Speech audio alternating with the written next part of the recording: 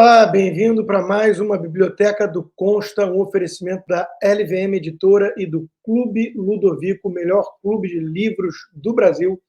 Hoje nós trouxemos dois livros muito legais para falar aqui com vocês, mas antes, deixa eu trazer o Pedro Henrique. Tudo bom, Pedro?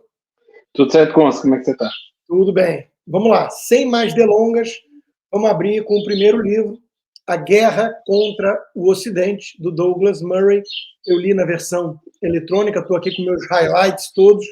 É a única utilidade de um Kindle, né? Para quem faz desenha, acaba sendo útil. E, cara, eu li esse livro tem vários meses, acho que mais de um ano ou dois, um ano e pouco atrás, e é um livro muito bom, muito bom. Eu gosto muito da escrita do Douglas Murray. Ele, como britânico, ele tem um olhar de longe para o que acontece nos Estados Unidos, que tem sido o berço dessa guerra cultural, apesar do que a Inglaterra também está no epicentro.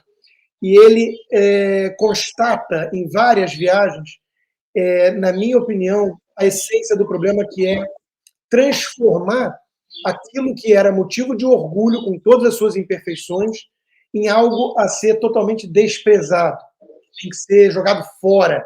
É motivo de vergonha falar no legado ocidental e na própria América. Então, tem uma frase, por exemplo, que ele destaca aqui, né? Enquanto o Ocidente é atacado por tudo que fez de errado, agora ele não ganha mais nenhum crédito por ter feito nada certo.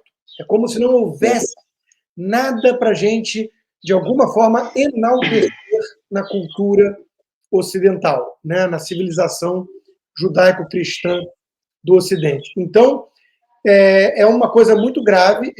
O livro é um grande resumo da guerra cultural, que algumas pessoas insistem em menosprezar, em subestimar, né? E acho que o Douglas Murray foi muito feliz em mostrar em detalhes como é que isso está acontecendo e como é que isso está subvertendo todos os pilares da nossa civilização. Então, essa é a minha primeira pegada. Deixo com você aí as impressões do livro.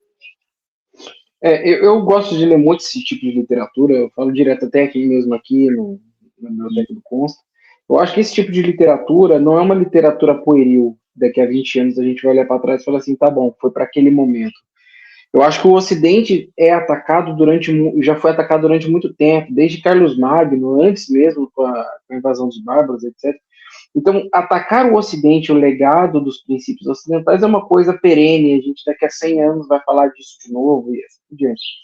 Eu acho que a diferença desse momento para os outros momentos é que o ataque, ele majoritariamente é de dentro, né? Ele vem de dentro e não é de fora. Não se trata de um inimigo que está fora querendo o que nós temos para que eles possam reproduzir lá fora através de um escambo ou de um roubo. Se trata de um autoflagelo, né, de um suicídio mesmo. Inclusive, tem um livro chamado Suicídio do Ocidente, também maravilhoso, do Jonah Goldberg, que a gente já falou aqui, se não me engano. Sim. E esse livro específico, eu confesso que eu já li outro livro do Murray, só que ele fala sobre, estou tentando lembrar o nome agora, não vou lembrar, ele fala sobre as imigrações na Europa, o problema da imigração, etc. E eu nunca tinha visto, não tinha lido muita coisa dele, até ler esse livro como completo, né? E eu acho que a pegada dele é muito boa por dois motivos. O Ocidente, ele se destaca, basicamente, porque ele criou modelos institucionais, basicamente, mas também psicológicos e filosóficos de combater a tirania, combater a ditadura. E esses modelos, essa forma de combater a ditadura, de combater esses arroubos de tirania, começa desde a Carta Magna na Inglaterra, na minha opinião, né? Isso é uma posição minha, tem pessoas que consideram que começa ali junto com a revolta dos conservadores contra a Revolução Francesa. Eu acho que começa muito antes disso. E esse tipo de contrapeso que o Ocidente gerou é uma pedra no sapato para todos aqueles que querem algum tipo de dominância política. Porque até mesmo esquerdistas ou pessoas que são mais tendentes à esquerda, mas que são democráticos, que entendem o legado do Ocidente, eles tendem a respeitar esses princípios básicos da regra do jogo, né? Então, o Ocidente conseguiu incutir esse conceito de liberdade política e de respeito às instituições no indivíduo ocidental. Como a gente consegue destruir o Ocidente, então, já que o Ocidente não tolera tirania, não tolera ditadura? Somente minando os princípios dele de dentro. É a única forma. E isso acontece justamente através da guerra cultural. Se a gente subjugar a cultura do Ocidente de combate à tirania através dos seus princípios de liberdade e de contrapesos institucionais, não existe mais nenhuma defesa corpórea do Ocidente contra esse tipo de situação. A gente retira todas as defesas imunológicas do Ocidente e deixa o Ocidente exposto a qualquer tipo de invasão externa e subjugação interna também. E a Guerra do Ocidente mostra como isso está acontecendo de dentro, através de movimentos revolucionários.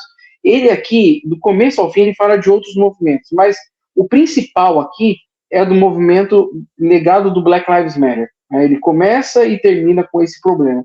E ele mostra como os negros estão sendo usados mais uma vez pelos brancos ideólogos para minar justamente esses princípios ideológicos, que não tem esses princípios, esses valores ocidentais. E como isso não tem nada a ver com liberdade, isso não tem nada a ver sequer com igualdade, né? E essa guerra contra o Ocidente se transforma nisso que você acabou de falar.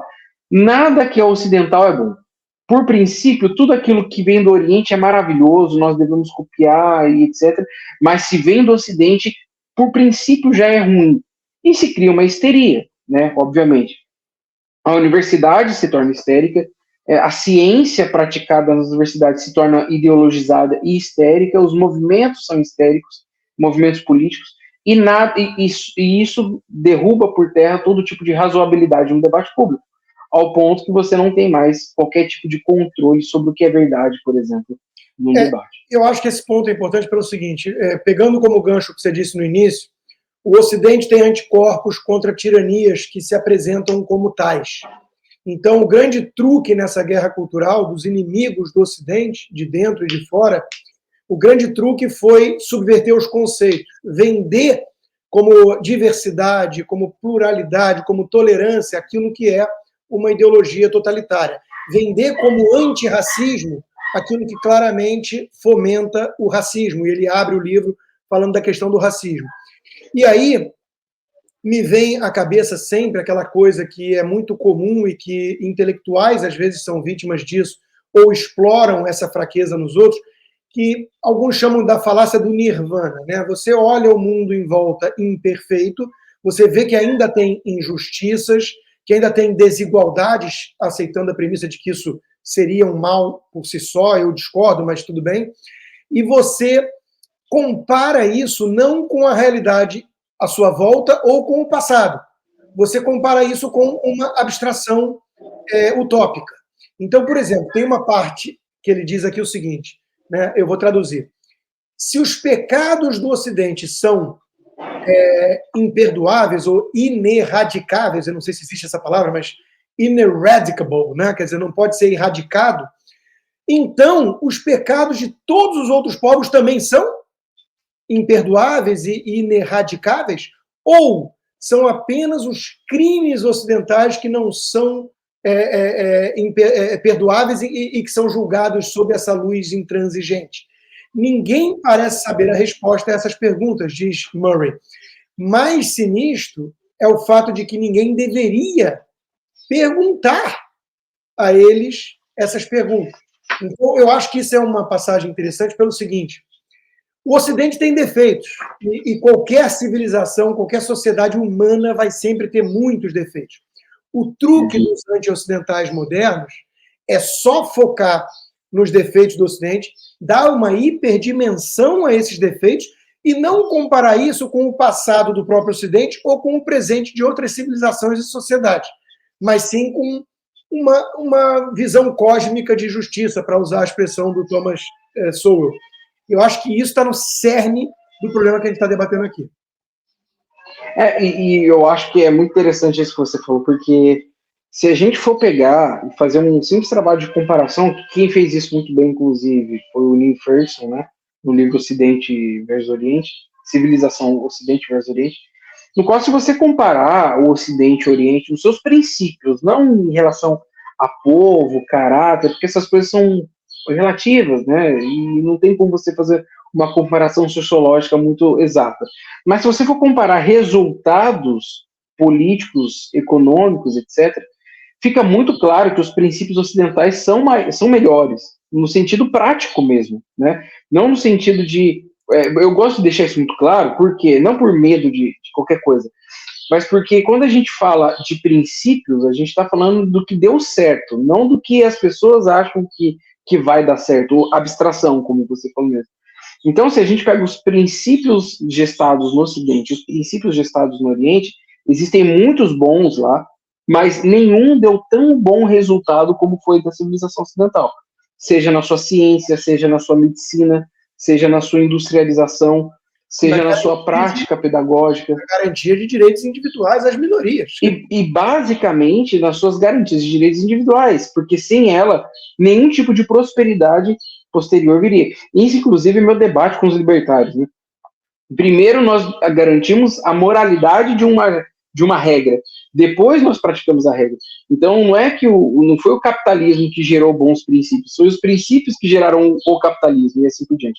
Então, e tem uma frase aqui que eu gostaria de ler também, quando ele está falando sobre a inveja, porque ele fala que parece que existe na militância uma espécie de inveja desses benefícios que o Ocidente trouxe. Uma inveja que é incurável para ele. Tudo aquilo que o Ocidente fez de bom, de uma maneira ou de outra, esses críticos, esses militantes, eles querem emular e fazer isso de forma laboratorial e não através das experiências acumuladas. Né? E ele diz o seguinte: essas pessoas não têm nada a dizer sobre si mesmas, ou sobre qualquer indivíduo fora do Ocidente, porque isso pode levá-las a mudar de direção em seu ressentimento canalizado. Na verdade, isso talvez faça com que elas finalmente voltem a olhar para si mesmas. Se o Ocidente não é responsável por todos os males do mundo em seu passado e no passado presente de outros, então outros atores devem ser responsabilizados. E alguns teriam que olhar para si mesmos para explicar a sua falta de resultados, conquistas e muito mais. Eles precisariam investigar as causas do seu descontentamento e ver que, pelo menos uma delas, são eles mesmos. E muito mais fácil continuar afirmando que o outro, que o grupo, que o inimigo causou isso para mim, do que assumir que eu mesmo tenho responsabilidade sobre os meus atos e injustiças. Muito daquilo que é feito por minhas escolhas e não pelas escolhas de terceiros. Quando ele fala disso... Feita da ideologia da inveja, que é o socialismo. O recalque, o ressentimento, porque quando você tinha a sociedade estratificada, dividida em classes, num regime mais hierárquico e rígido, você nasceu ali, plebeu, nasceu ali filho de artesão, sei lá o quê, você vai ser aquilo e é o que se espera. No mundo de liberdade e capitalismo, que o Ocidente floresceu nos últimos 3 séculos acima de tudo, se você não tem alguma mobilidade social, talvez o problema esteja em você. Então, é muito tentador criar o bode expiatório, que é o próprio capitalismo, que são as elites que controlam o sistema e blá, blá, blá. E o pior é que, de forma quase irônica, né, hoje, no capitalismo de Estado, no globalismo que essas elites estão criando com essas ideologias progressistas, acaba que cria menos mobilidade social, acaba que cria menos possibilidade de ascensão, né? Justamente porque você tem esses obstáculos artificiais criados pelo próprio sistema. E também essa ideologia anti-ocidental, ela cria 2 problemas. O problema é o problema do ressentimento, né? A pessoa ela é ressentida com tudo aquilo que deu errado na vida dela e ela tem que encontrar sempre um terceiro para colocar a culpa, né? É o problema inclusive o Vargas Llosa, né, que a gente vai falar daqui a pouco, ele fala nisso num livro dele, que eu esqueci o nome agora também, já eu lembro. Que o problema do ressentimento não é só o ressentimento. A pessoa é ressentida por aquilo que ela não conquistou. Você eu também sou em determinadas situações. O problema é que a teoria do ressentimento ocidental te prende ao fracasso e faz com que você cultue o fracasso. Por quê? Porque o fracasso é hoje beneficiado pelo Estado. Então é bom ser fracassado de alguma maneira. É bom ser fracassado economicamente porque eu preciso trabalhar menos, porque eu vou receber bolsas, vou receber algum tipo de gratificação. Na universidade, quanto mais minoria você for, mais respeitado você vai ser, seja por medo ou por respeito mesmo. Não, então, a interseccionalidade, né? Quanto mais vítima você checa em quesitos, mais você merece atenção. Quer dizer, o mecanismo de incentivos é perverso. Ele destrói a meritocracia, o esforço do indivíduo, cria grupos estanques identitários e te coloca como vítima que merece todos os holofotes, atenção, migalha estatal e poder só por ser uma vítima, supostamente. E isso, quem fala muito isso é a Himmelfarb. Ela fala justamente que o Ocidente ele se caracterizou por cuidar daqueles que não conseguem cuidar de si mesmos. Isso é uma característica do Ocidente. O Ocidente, através do princípio cristão da caridade, ele ajuda as pessoas que perderam a capacidade de cuidar de si próprios. Mas hoje nós estamos institucionalizando o fracasso daqueles que não são fracassados. Né? Então a gente estimula que as pessoas se achem fracassadas. Então, se eu sou negro, gordo e deficiente, para o Ocidente, eu já nasci numa bolha de fracasso, no qual eu tenho que ser beneficiado o tempo todo por terceiros. Eu não busco o meu crescimento, seja psicológico, seja financeiro, porque eu já estou preso nessa condição que o Ocidente me colocou. E isso gera no Ocidente aquilo que quem fala é o Gad Saad, um psiquiatra canadense que, junto com o Jordan Peterson, sofreu aquela censura lá em 2014, se não me engano. Ele fala que o Ocidente está transformando os indivíduos numa espécie de bolha determinista, né? Cada indivíduo está numa bolha já pré-determinada pela ideologia no qual ele nasce. Então, se eu nasci pobre, negro e gordo, eu já estou preso naquilo e não posso sair fora disso de forma alguma. Eu não posso ascender socialmente. E isso gera aquilo que o Marx ele mesmo criticava no capitalismo. Que o capitalismo isola os indivíduos, segundo Marx, né, isola os indivíduos, deixa eles numa condição precária econômica para sempre, e eles não conseguem ascender socialmente nunca, caem num ciclo vicioso. E olha que quem está fazendo isso agora é a própria ideologia esquerdista, só que através da cultura. Então, o Ocidente ele criou maneiras para que o indivíduo sempre saia de situações precárias para situações melhores. E hoje nós estamos vendo que, sob esses princípios subvertidos que a esquerda está colocando, um retorno à medievalidade, onde você é preso à casta, você é preso a pecados dos seus parentes anteriores, preso a uma aristocracia muito determinada de indivíduos. Então, é o retrocesso. E pede reparação o tempo todo, que é a grande arma, o grande instrumento e demanda dessas minorias. Você mencionou a Gertrude Himmelfarb, que tem livros maravilhosos e falou dos valores cristãos. Para fechar, então, o Douglas Murray, eu trago mais uma passagem aqui interessante. A retirada do cristianismo é uma das histórias mais significativas do século passado no Ocidente, afetando quase todas as suas principais instituições e populações. Você pode deplorar ou comemorar isso, mas o fato é inegável, qual seja a retirada do cristianismo ou, pelo menos, o grande enfraquecimento desse cristianismo nos pilares ocidentais. Como é que você lê isso? Para mim, a resposta perfeita para isso que você colocou é a resposta do Raymond Aron. No Ópio dos Intelectuais, ele fala o seguinte: quando nós tiramos Deus do seu trono, o que nós vamos colocar no lugar dele? Essa é a pergunta. Se você tira o cristianismo, se você tira Deus da equação da sociedade, e eu falo isso para geral, porque também tem muito gente de direita que retira Deus do trono dele e coloca a ciência.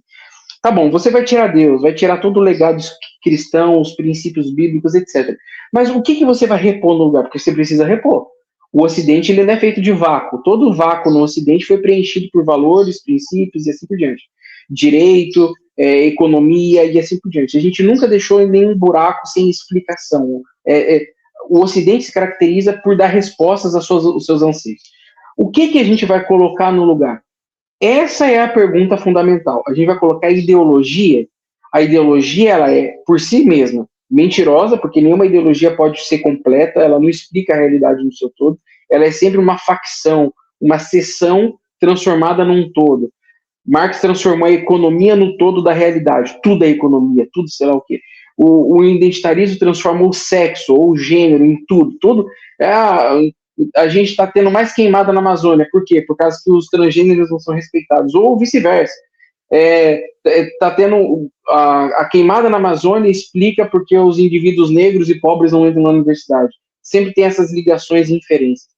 Então, não existe nada que a gente pode colocar no lugar do cristianismo na sociedade, dos princípios judaicos cristãos na sociedade, sem a gente ferir o âmago, o centro nevrálgico do funcionamento do Ocidente.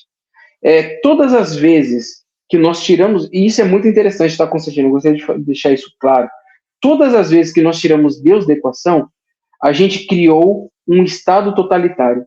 Busque na história todas as vezes que o cristianismo foi tirado da equação, houve totalitarismo, houve morticínio, genocídio, Revolução Francesa,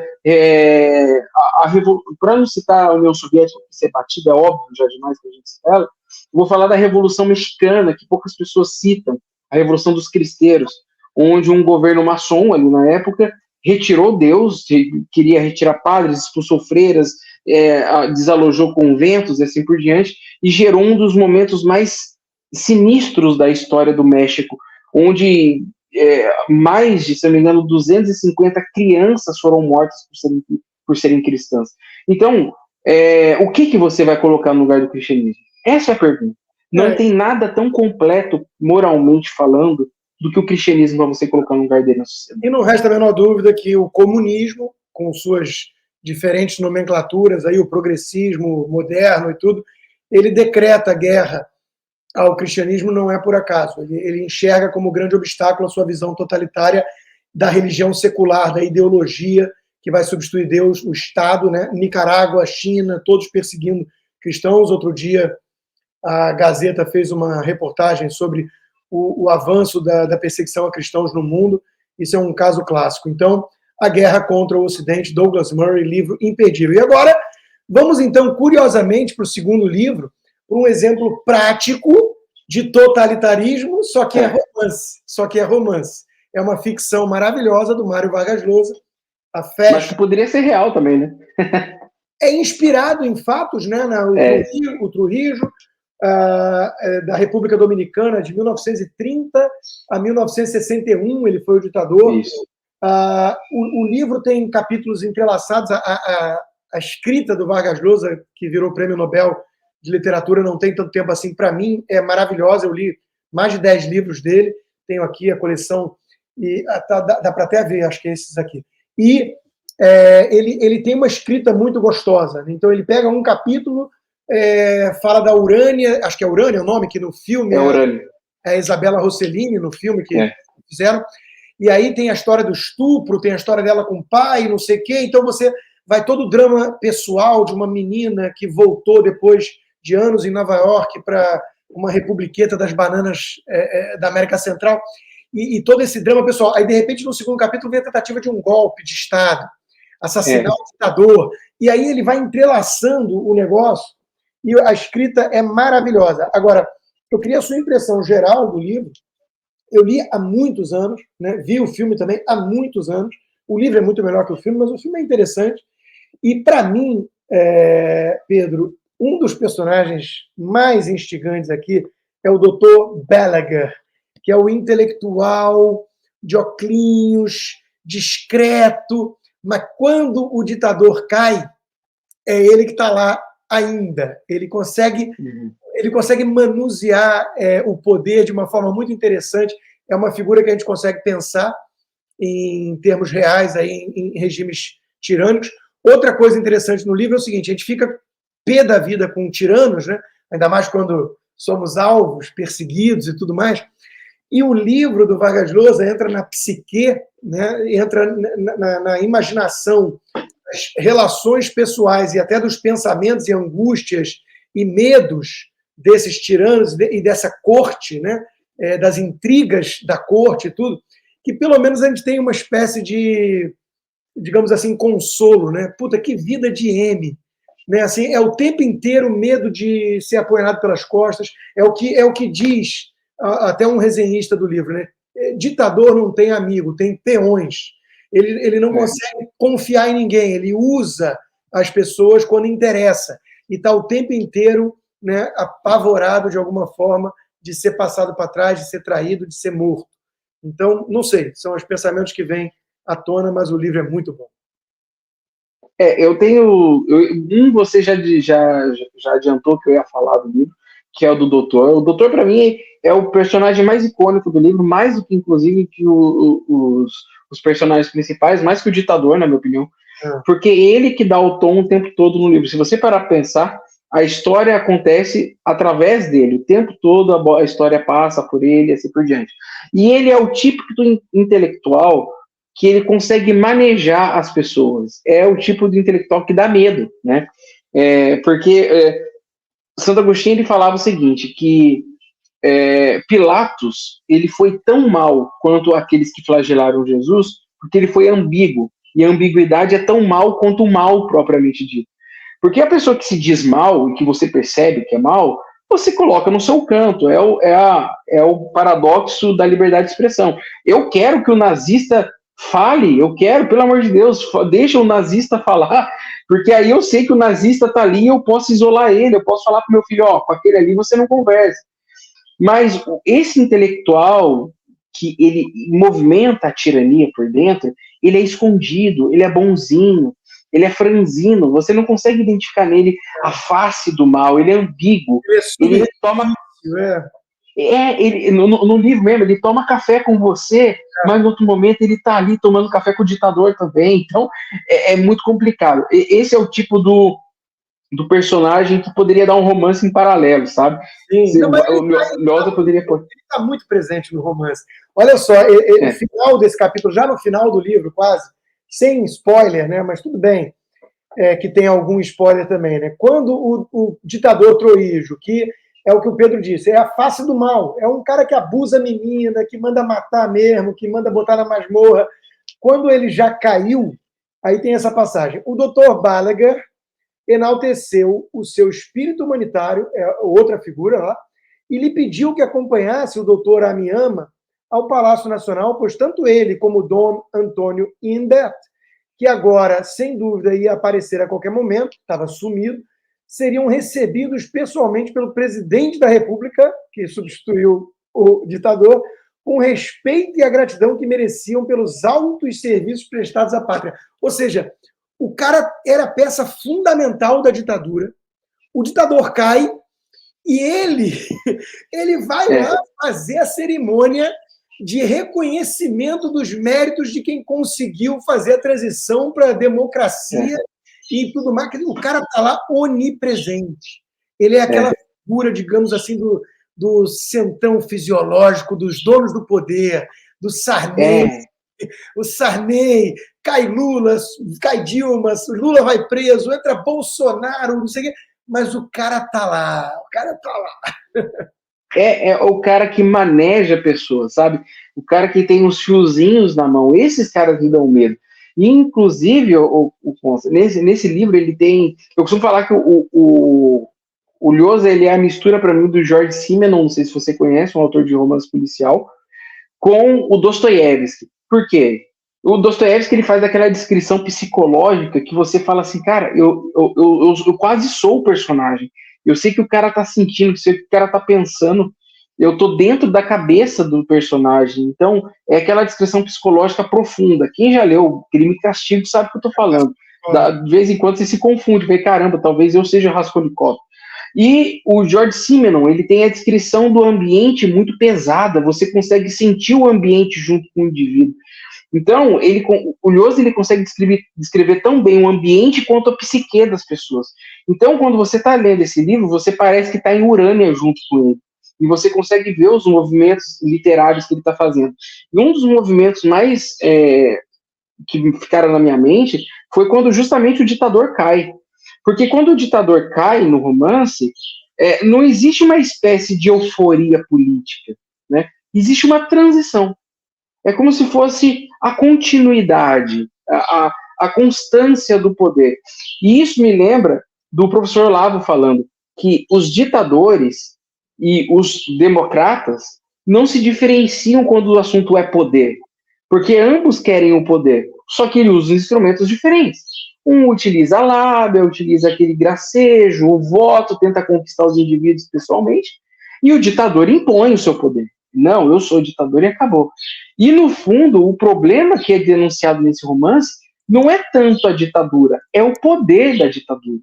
Porque esse doutor, por exemplo, que a gente está falando aqui agora, o que maneja pessoas, ele é o dono do poder. E ele está em ambos os movimentos políticos, tanto na democracia que nasce, quanto na ditadura que morreu. Eu acho que quem capturou isso muito bem também foi o Lampedusa no Gato Pardo, porque tem a transição Também. de uma era, né? A transição de uma era. E nessa transição de uma era tem a passagem também daquele tudo vai ter que mudar para tudo continuar o mesmo, alguma coisa assim. Exato. Né? As coisas vão ter que mudar para poder permanecer, para poder. A gente vai ter que aceitar mudanças cosméticas, digamos assim, para manter a estrutura. Né? Então, isso é muito interessante, realmente, porque. É o alerta do Burke, né? O Burke ele falava: tá bom, nós temos injustiça no parlamentarismo inglês, mas o que vocês vão gestar no parlamentarismo francês? A resposta é auto-óbvia, né?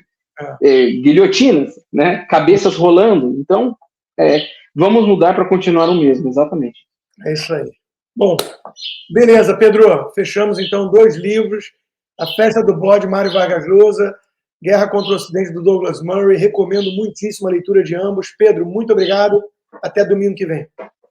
Até mais.